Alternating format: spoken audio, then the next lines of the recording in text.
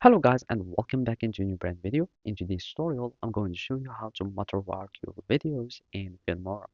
So make sure to watch the video to the end and follow these simple steps. So basically all you will be needing to do now is to simply create your projects, and basically you can do that by going to the files, and from there you will need to choose new projects. And after that you will need just to choose any type of content that you would like or any aspect ratio. Now you will be needing like to import your media, and basically this is my video that I want to watermark.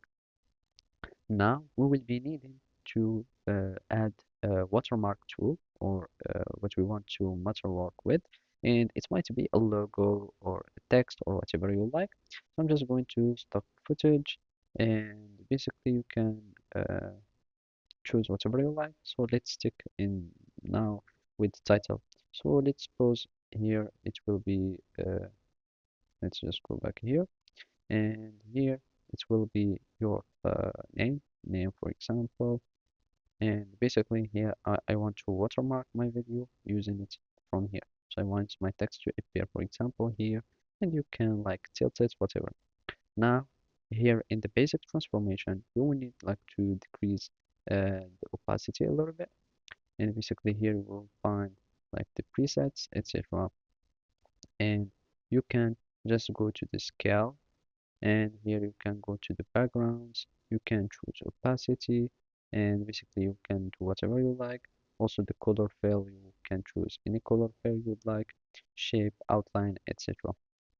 And basically you will need just to start like using whatever you like, and basically this is how you watermark your video. So you just like add any text that you would like, or any you add any image and you position it into your video, and basically in my case it will be here. And of course as we can go and you choose alignment, scales, etc, and you just leave it there. You can also give it some effects like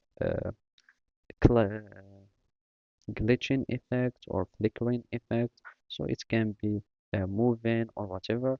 And basically that's it. So thank you for watching and see you next time.